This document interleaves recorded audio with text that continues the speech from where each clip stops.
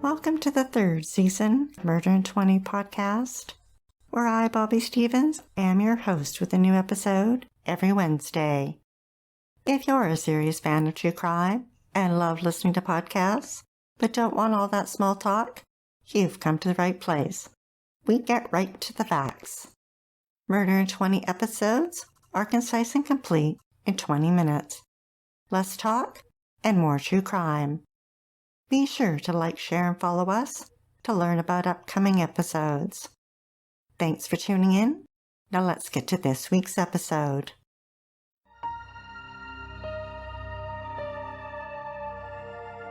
In 2000, Dr. Roger Brumbach moved to Omaha, Nebraska, and was a pathologist at Creighton University Medical Center. His wife Mary was a pharmacist before attending law school. After the move to Omaha for Roger's career, she took a break so she could travel with her husband and focus on caring for her ailing mother.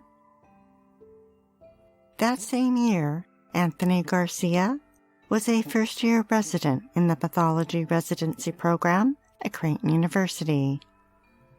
Omaha World reported, when Dr. William Hunter joined the university in January 2001 as director of the program, he noticed Anthony wasn't doing well.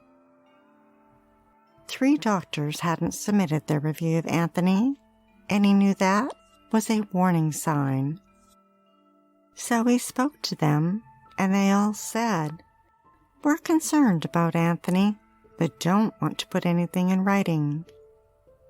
Dr. Chandabutra, who was in charge of the medical center, found him, and I quote, "rude, adversarial, disruptive, belligerent, arrogant, lazy, combative, passive-aggressive, mocking, and mean-spirited."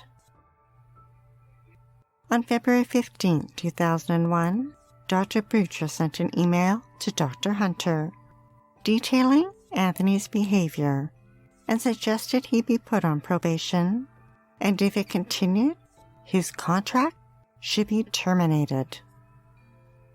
But Anthony didn't see it that way. He wrote to Dr. Hunter too, but claimed Dr. Butra used her position to verbally abuse the residents. He followed it with an email to his chief resident, saying that she had humiliated him and insulted him, and that if she did that again, he would sue. The chief resident forwarded the email to Dr. Butra, who then sent it to Dr. Hunter with a handwritten note saying they had enough to terminate Anthony. Meanwhile, Anthony had performed an autopsy. Afterwards, he was to return the body to the refrigeration chamber. With the help of an assistant, Anthony attempted to move the patient's heavy body from the operating room table to the gurney. But in the move, the patient ended up face down. Anthony made no attempt to flip the body over, and by morning, their face was extremely discolored. The funeral home was outraged and complained to the university. But Dr. Hunter didn't fire Anthony. Instead, he told him his contract would not be renewed, but that he would help him find a spot in another residency program. Anthony begged to stay at the university, and Dr. Hunter relented, but gave him specific goals he had to meet. But what none of them knew was that Anthony had purchased a Smith & Wesson 9mm pistol. Within 2 months, Anthony had dug himself back into a deep hole. A colleague was taking a very important exam when Anthony called his wife, saying that he was urgently needed in a conference and that if he didn't show up, he would be fired. But his wife knew he couldn't be interrupted, so she called an official at the university and discovered it was a lie. Someone overheard Anthony talking about the phone call and reported him. A few days later, Dr. Hunter and Dr. Broomback both signed a letter terminating Anthony. He filed an appeal but lost. Dr. Hunter was a kind person and wanted to help his former resident, so he provided him with a letter of reference, and that helped Anthony get accepted into the residency program at the University of Illinois. Then in February 2007, Anthony was hired as a resident at Louisiana State University. But when his boss found out that he'd lied on his application, he was fired. The Lincoln Journal-Star reported that Anthony applied for a license in Indiana, but in January 2008, Dr. Broomback sent a letter to the licensing agency, stating that Anthony had been fired for misconduct. His application was denied. Anthony was angry. He vowed revenge. Someone needed to pay. A month later, on March 13th, it was a warm, sunny day. At the Hunter household, Dr. Hunter's wife Claire, who was a cardiologist, was in Hawaii attending a conference, so he stayed home a little longer to make sure their 11-year-old son Tom got on the school bus. After school, Tom returned home to play video games on his Xbox. He slipped off his running shoes and dropped his backpack on the floor. Their housekeeper, Shirley Sherman, was working that afternoon. Tom grabbed some pop and chips and headed downstairs to the basement to play. Anthony drove his silver Honda CR-V with Louisiana license plates through the tree-lined streets of the historic Dundee neighborhood, where the sidewalks crisscrossed through the velvet green lawns. Stopping a block from the Hunter's home, he strode up to the 2-story red brick house. It sat on a slight hill. Terrace steps led to the front door. Anthony knocked. Tom went upstairs, and when he opened the door, Anthony lunged. But Tom ran into the dining room. Anthony pounced and stabbed him multiple times, then planted the knife into his neck. Tom fell face down on the carpet. Its color changed to red. Shirley heard the knock and went to see what the noise was all about. Her eyes grew wide when she saw Tom. She turned and ran down the hallway. But Anthony was quick. He caught up to her and stabbed her repeatedly. She fell to the floor. He plunged the blade into her neck. Just after 5 p.m., Dr. Hunter left work and arrived home. He saw his son's running shoes and backpack, then spotted Shirley on the floor.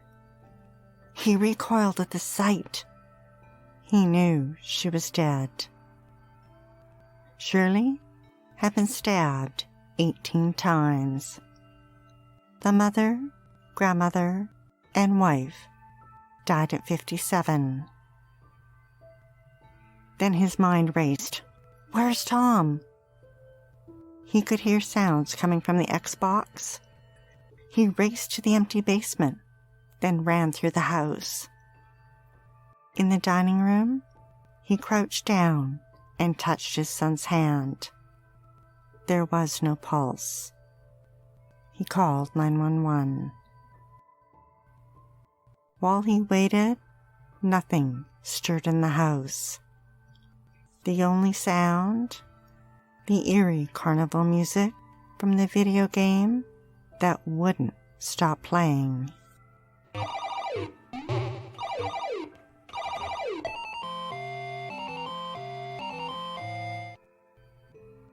Detectives received very few leads, but witnesses reported seeing a well-dressed man in a Honda CR-V with out-of-state license plates park a block from the hunter's home and walk up to the door. Police released a composite sketch, and an anonymous donor offered a $25,000 reward. A year later, the reward was doubled. Then 2 years went by, and the case went cold. Anthony went on with his life and managed to find another job. USA Today reported that he became a resident at the University of Illinois in Chicago, but didn't stay long. Then he moved to California, then to Louisiana, where he got a job, but was fired because he didn't hold a license to practice in the state. In 2009, he worked as a contractor, providing medical visits to the elderly in their homes. Then in 2010, he moved to Indiana and for a short time worked at the federal prison in Terre Haute. He applied 2 more times for a license in Indiana. Both were declined. The last time was in 2012. Mary Brumbach wasn't much into technology, but enjoyed using her iPad to have a video chat with her daughter Audrey in San Francisco and son Owen in Denver. Both had families of their own, and she loved seeing her grandchildren on camera. Roger was retiring, and the couple made the decision to move to West Virginia. They sold their home, and in May of 2013, the house was packed with boxes, and the furniture was pushed into the middle of the room so Roger could give the walls a fresh coat of paint. Sunday, May 12th was a sunny Mother's Day in Omaha. Owen had a video call with his parents.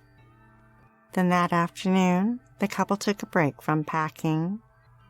Mary read a novel, while her husband sat down to read the newspaper. Then they received a video call from Audrey. Mary's head was tilted on the camera. She hadn't quite got the knack of looking into the lens, and Roger, sitting beside her, could be seen occasionally. Audrey teased her mom, and when she responded with a laugh, she took a screenshot to save the moment. Anthony also had plans for Mother's Day, a special day for Dr. Butra, one that she would never forget. The doctor and her husband were out for lunch when Anthony kicked in the back door of their home. But the alarm went off, and he aborted his plan. The security company alerted the couple, and when they arrived home, the door was slightly ajar. But they didn't see anyone and didn't report it to police. Anthony stopped at a restaurant and used his credit card to purchase a bite to eat. He needed to come up with a different plan, so he turned his revenge towards Dr. Brumbach. Earlier at home on his computer, he found the doctor's home address. He drove the CR-V to the doctor's home. The neighbors noticed the unfamiliar car cruising slow around the neighborhood and made a note of it. At 3:30 p.m., Anthony stood on the front step, reached up, and knocked. Dr. Roger Brumbach opened it to see a gun. He tried to stop Anthony, but the bullet ripped through his shoulder, torpedoed its way through the door, and landed in the wall behind him.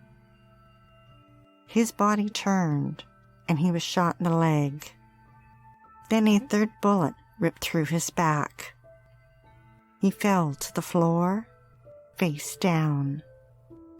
Anthony tried to fire again, but parts had fallen out and landed on the floor.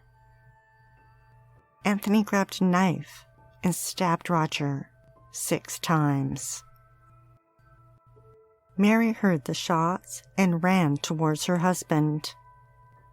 Anthony met her in the sitting room and attempted to stab her, but she wasn't going down without a fight. She used her hands and arms to try and fend him off. He slashed her wrist and slashed her hands. She fell to the floor in between the boxes. He plunged the knife into the side of her neck. Roger and Mary died at 65.